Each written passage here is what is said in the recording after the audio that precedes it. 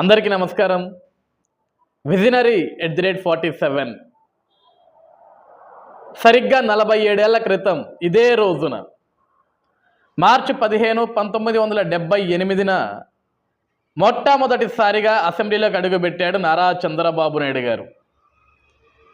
47 ఏళ్ల క్రితం మొట్టమొదటిసారిగా అసెంబ్లీలో నారా చంద్రబాబు నాయుడు అనే నేను ఆంధ్రప్రదేశ్ రాష్ట్ర శాసనసభ్యుడిగా అని మొట్టమొదటిసారిగా 47 ఏళ్ల క్రితం ప్రమాణ స్వీకారం చేశారు చంద్రబాబు నాయుడు గారు. నారా చంద్రబాబు నాయుడు ఈ పేరు సామాన్యమైన పేరు కాదండి. దేశ రాజకీయాల్ని శాసించిన పేరు, ప్రపంచ దిగ్గజాలను సైతం అహో చంద్రబాబు అని మెచ్చుకునే విధంగా ఎదిగిన పేరు.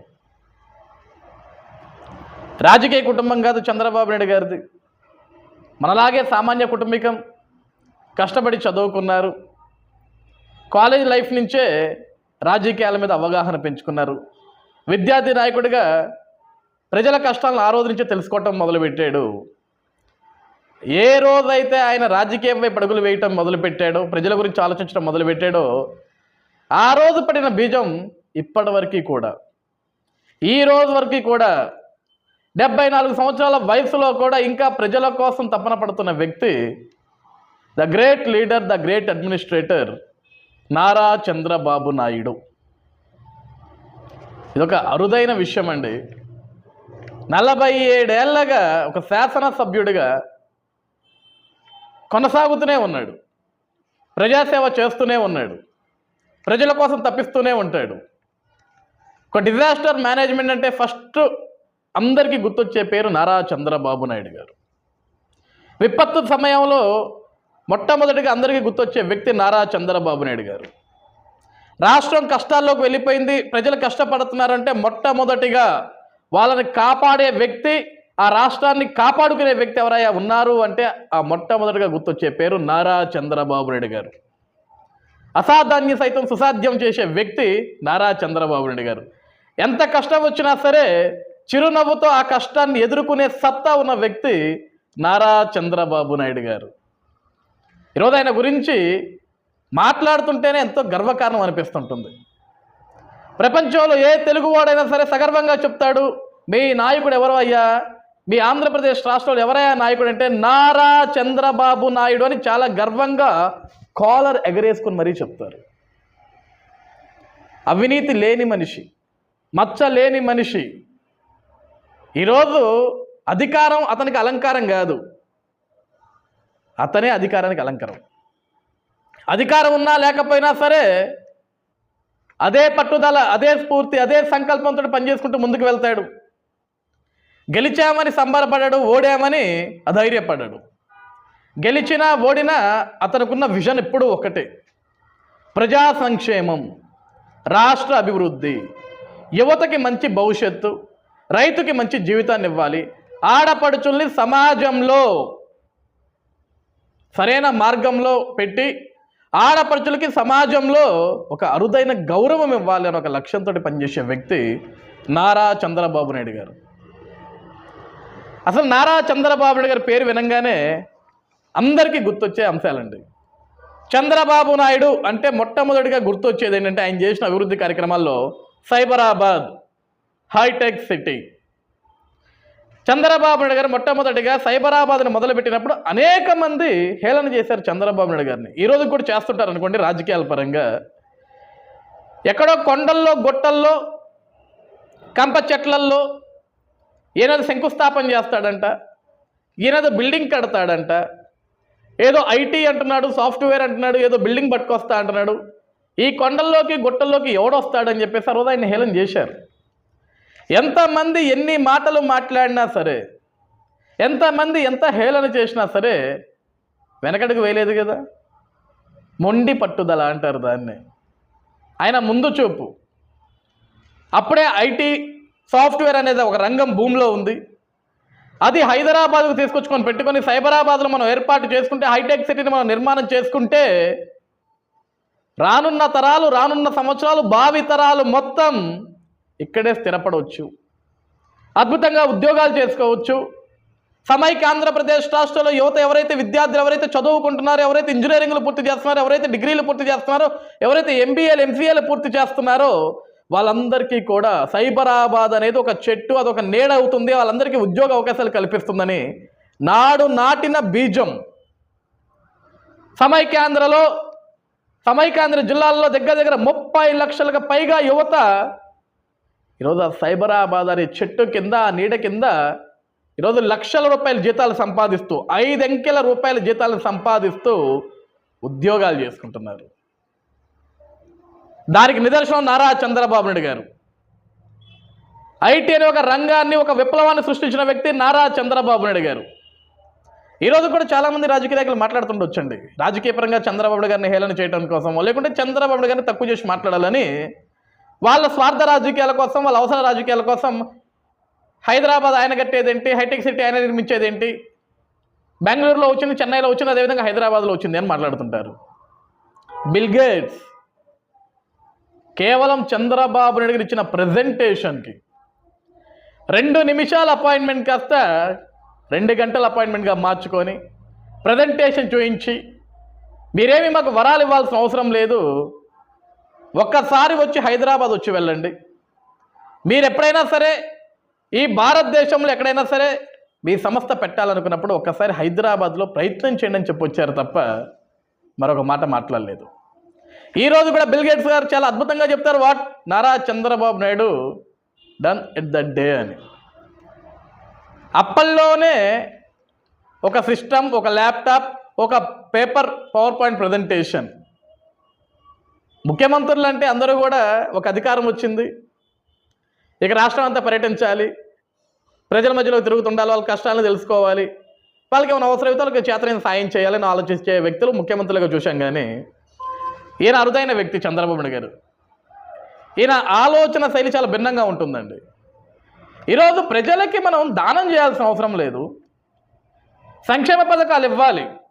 కానీ సంక్షేమ పథకాలు ఇవ్వటం అంటే వాళ్ళని సోమరిపోతులుగా పడుకోబెట్టడం కాదు, ఇచ్చే సంక్షేమ పథకాలతోటి వాళ్ళ కాళ్ళ మీద నిలబడాలి. గొంతులో ప్రాణం ఉన్నంత వరకు, ఒంటిలో ఊపిరి ఉన్నంత వరకు, చేతిలో పనిచేసే సత్తా ఉన్నంత వరకు, కాళ్ళలో నడిచే సత్తా ఉన్నంత వరకు, గుండెల్లో బరువు మోసే సత్తా ఉన్నంత వరకు కూడా మనిషి పని చేయాలి అనే ఒక ఆలోచన ఉన్న వ్యక్తి నారా చంద్రబాబు నాయుడు గారు.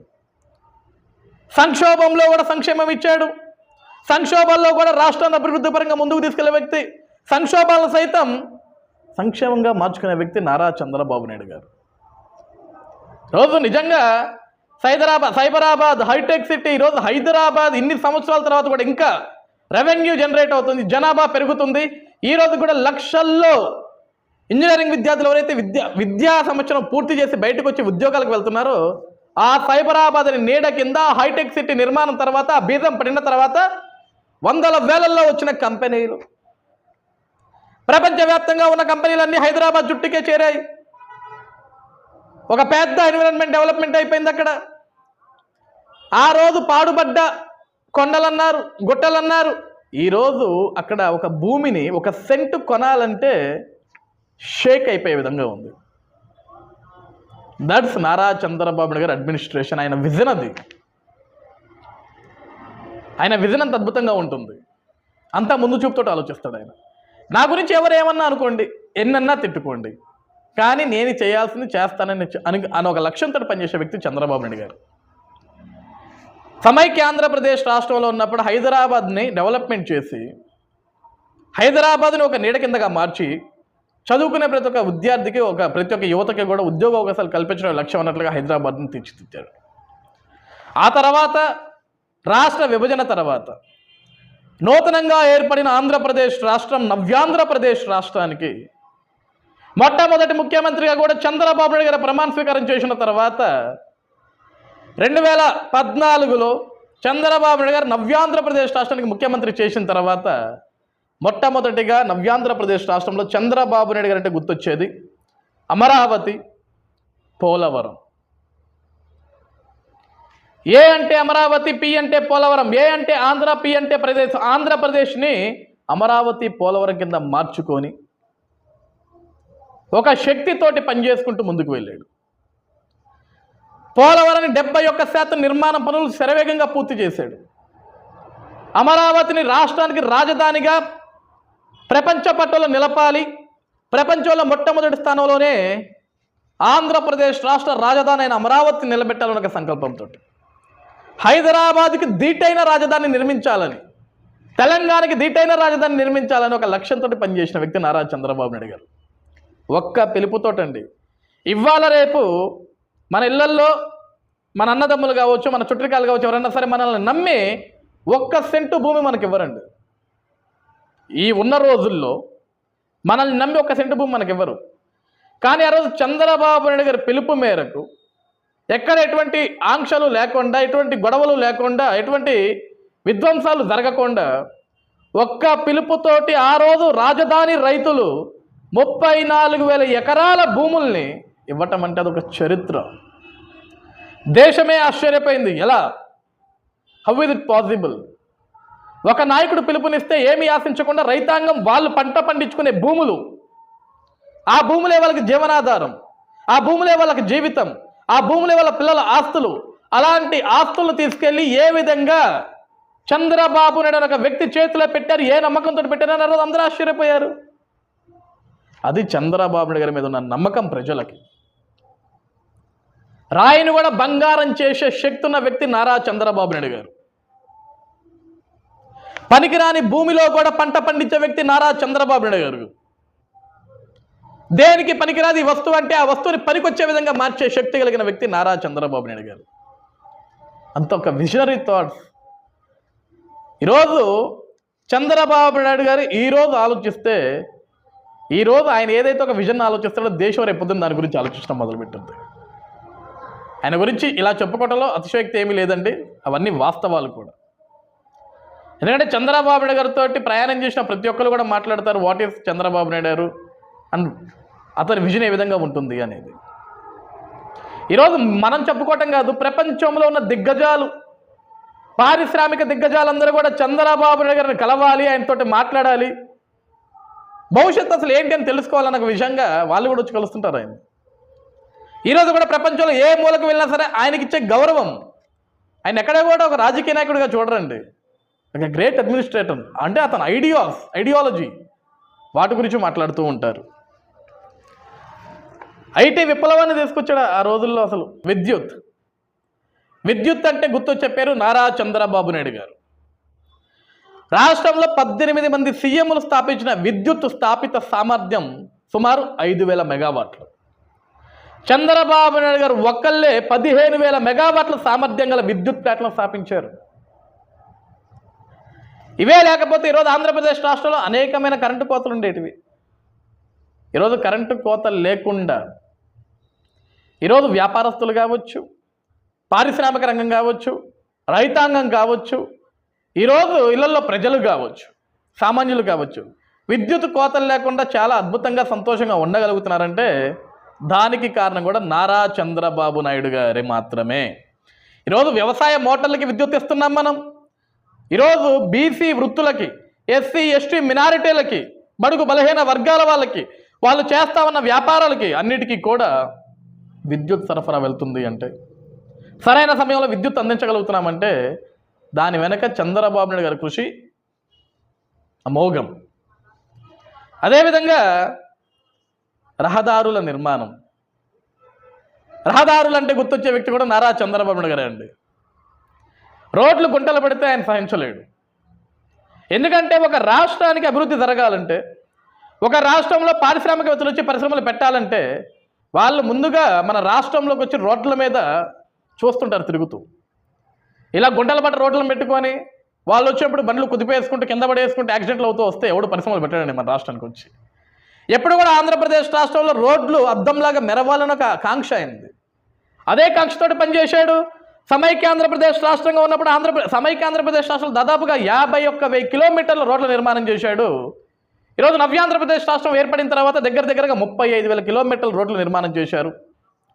నెల్లూరు టు చెన్నై జాతీయ రహదారి నిర్మాణానికి బీజం వేసి నేటి జాతీయ రహదారులకు నిర్మాణం ప్రేరణ ఇచ్చారు ఆయన. అదే ఆయన విజన్.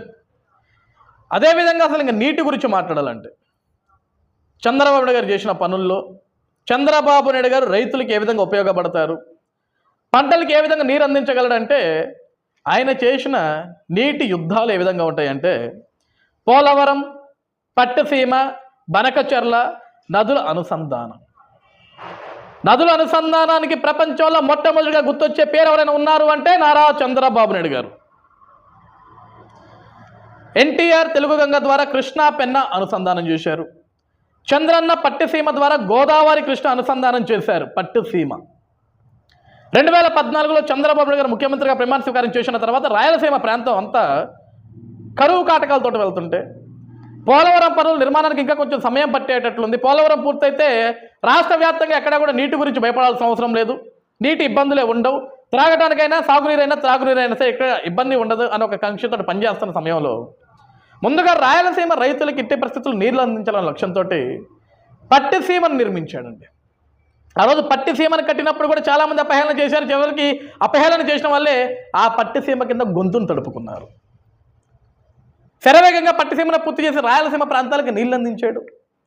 కృష్ణా గోదావరి జలాలని అనుసంధానం చేసి నదులను అనుసంధానం చేసి దేశంలోనే ఒక అద్భుతమైన పేరును సంపాదించిన వ్యక్తి నారా చంద్రబాబు నాయుడు గారు.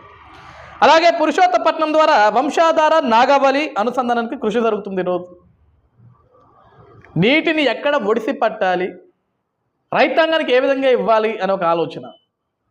ఈరోజు చంద్రబాబు నాయుడు గారికి వ్యవసాయము, ఐటీ, విద్య, విద్యుత్, వ్యాపారం, రోడ్లు ఇలా అనేకమండి ఆయనకి తెలియని సబ్జెక్ట్ ఉండదు, ఆయన ఆలోచించిన సబ్జెక్ట్ ఉండదు. ఈరోజు అందరూ కూడా సలహాదారులు పెట్టుకుంటారు, ఐఏఎస్ అధికారులు పెట్టుకుంటారు, కానీ వాళ్ళందరికంటే ముందే ఆయన ఆలోచిస్తేస్తాడు, వాళ్ళకి సలహాలు ఇవ్వడం మొదలు పెడుతుంటాడు. అదే ఆయన విజనరీ ఆ విధంగా ఉంటుంది. ఇక పెట్టుబడుల ఆకర్షణ గురించి అయితే అసలు చెప్పాల్సిన అవసరం లేదండి. అప్పట్లోనే హైదరాబాద్కి బిల్ గేట్స్ గారిని పట్టుకొచ్చారు అంటే పెట్టుబడులను ఏ విధంగా ఆకర్షించగలడు అనే విషయంలో చంద్రబాబు నాయుడు గారి గురించి అసలు మనం ఆలోచించుకోవాల్సిన అవసరం కూడా లేదు. ఆ రోజు ఆయన సంకల్పంతో దాదాపుగా 30 లక్షలకు పైగా ఉద్యోగాలు హైదరాబాద్లో చేస్తున్నారంటే ఆయన పెట్టుబడులను ఆకర్షిస్తే ఏ విధంగా ఉంటుందన్నది best example Hyderabad, Cyberabad hitech city. 2014 నుంచి 2019 మధ్యలో దాదాపుగా 5 లక్షల కోట్ల రూపాయల పెట్టుబడులు ఆకర్షించి 5,13,000 ఉద్యోగాలు కల్పించిన వ్యక్తి నారా చంద్రబాబు నాయుడు గారు. ఈరోజు మళ్ళీ 2024లో చంద్రబాబు నాయుడు గారు నవ్యాంధ్రప్రదేశ్ రాష్ట్రానికి ముఖ్యమంత్రిగా ప్రమాణ స్వీకారం చేసిన తర్వాత ఈ 9 నెలల కాలంలో దాదాపుగా 6.5 లక్షల కోట్ల రూపాయల పెట్టుబడులు ఆకర్షించి దాదాపుగా 4 లక్షల ఉద్యోగాల కల్పన కృషికి ఈరోజు ఆయన కృషి చేస్తున్నారు. ఆ విధంగా కూడా పనులు జరుగుతున్నాయి. అతి త్వరలో ఆంధ్రప్రదేశ్ రాష్ట్రంలో ఉద్యోగాల విలువ మనం చూడబోతున్నాం. ఉద్యోగుల కళలో ఆనందాన్ని చూడబోతున్నాం. నిరుద్యోగ యువత కళలో ఆనందాన్ని చూడబోతున్నాం. ఒక ఉద్యోగ విప్లవం చూడబోతున్నాం మనం. ఇక సంక్షేమ కార్యక్రమాల గురించి మాట్లాడుకోవాలంటే చంద్రబాబు గారి సంక్షేమం మొదటి నుంచి కూడా చెప్తుంటాడు ఆయన. సంక్షేమం అంటే మనం ఇచ్చే 1000 రూపాయలు, మనం ఇచ్చే 2000 రూపాయలు తీసుకుని ఇంట్లో హ్యాపీగా తిని నిద్రపోవటం కాదు. ఇచ్చిన ప్రతి రూపాయితోటి కూడా మనం ఏ విధంగా దాన్ని ఆ రూపాయిని ఇంకొక రూపాయిగా పెంచుకోవాలి, ఆ సామర్థ్యాన్ని ఏ విధంగా మలుచుకోవాలి, మన కష్టాన్ని ఏ విధంగా ఉపయోగించుకోవాలి, మన శ్రమని ఏ విధంగా వాడుకోవాలి, వచ్చిన 1 రూపాయిని 10 రూపాయలకి ఏ విధంగా మలుచుకోవాలని ఒక ఆలోచన ఎప్పటికప్పుడు ప్రజలకి ఆయన ఒక ఐడియాలజీ చెప్తూ ఉంటాడు. కష్టపడే తత్వాన్ని నేర్పిస్తూ ఉంటాడు.